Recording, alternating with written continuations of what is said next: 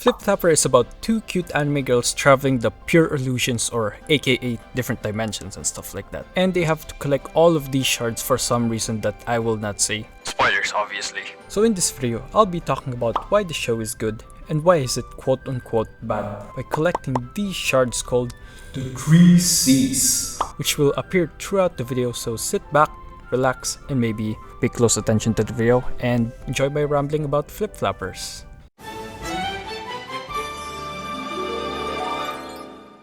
So it's no question that the visual is one of the main selling points of the show. I mean, just look at this scene, look at that scene, look at that scene over there! The phenomenal work from the animator is just wow. The colors, the shape usage, and the breathtaking scenes of the world that they travel to, which I can describe with 2 words: awe and clarity. Well, from time to time.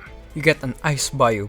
You get a world where you feel like you took some saucy pills, and you got like a horror-ish type of vibe show. Each episode just feels like you're opening a door to a new magical place. And after 6 years, personal opinion by the way, the visual is so unique that it can probably hold another decade or so. Comparing it to shows that came out after this, I think is still way better than 80% of it.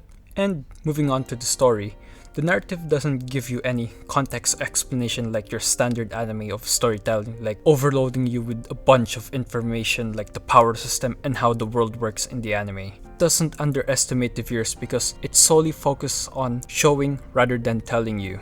Our main character Cocona is just as baffled as the viewers are. We are experiencing the show in the eyes of Cocona and we get to see all of it unravel episode by episode. And it just keeps getting more and more abstract, which you get more questions rather than answers at that point. In some sense, it becomes less clear if you don't pay attention or your mind is wandering somewhere else. So, Cocona, Papika, maybe you can add Yayaka in there.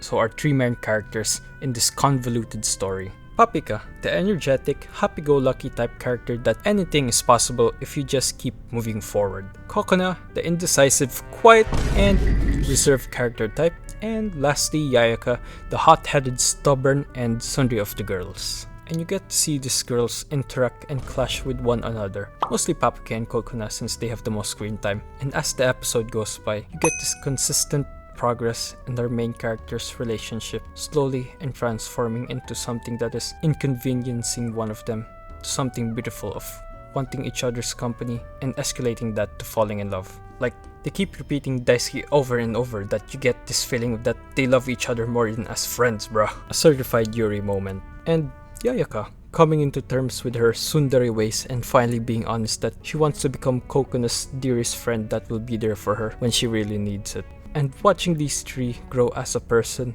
and finally getting over that block is really inspiring, wholesome, and heartwarming. And you know what's heartwarming? A like and a sub to the channel will be really heartwarming. Very much appreciated. Whew, finally, all the shards you've collected. Give yourself a pat on the back. Okay, so hear me out.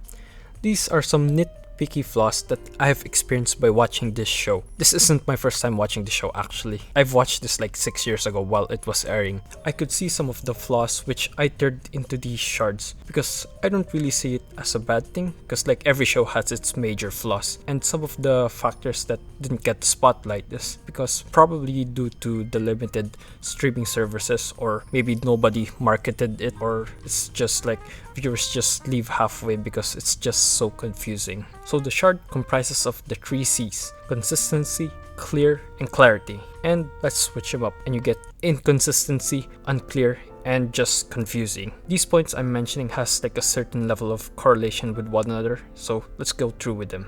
So, inconsistency. Some of the visuals and camera angles is just questionable. As you progress later in the episodes, like this one scene where they were literally centimeters apart and then the camera just pans out and there's freaking meters apart, like what? But some inconsistency I faced is in episode 1. Cocona's glasses, which Papika risked her life to get. Like, is there any sentimental value in those glasses? Nothing whatsoever. She almost literally died for a pair of glasses, bro. Like, what? I guess you can make like the argument of like those glasses were expensive, yada yada yada. Could have added like some kind of special value to that glasses, like her mom gave those glasses to her and she doesn't want to lose them. So yeah, getting on to the next point, which is unclear. I mentioned this earlier earlier, this show is about showing rather than telling, which makes things a lot more open-ended for the viewers to interpret on what's happening in the show. But that also has its limitations of making things more unclear, because sometimes showing things can have its own limitations, and those limitations gives a lot more confusion to the viewer experience. Like, the main villain cult is so ambiguous, which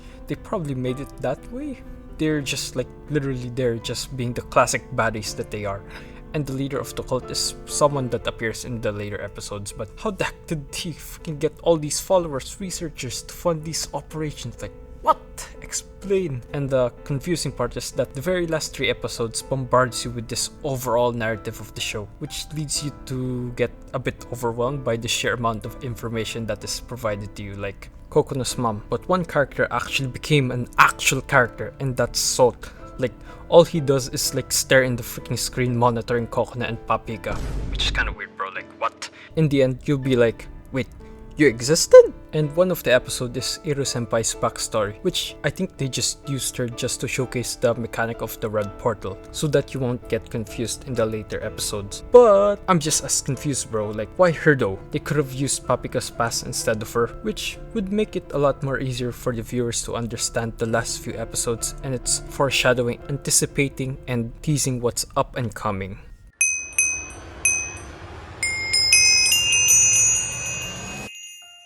I still do think there's value into watching this show. It's basically an abstract journey of someone just lost, indecisive, they don't know what they want to do in the future, and by chance, a miracle of meeting someone special, they found a path that was right for them, and even if they strayed off that path, that special someone will be there for them, helping, supporting, and loving them till the end.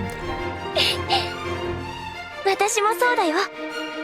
パピカが好き。 Oh yeah, that's it. Thank you for sticking in the end, and here's a video about a Japanese anime ad being better than 90% of any other anime.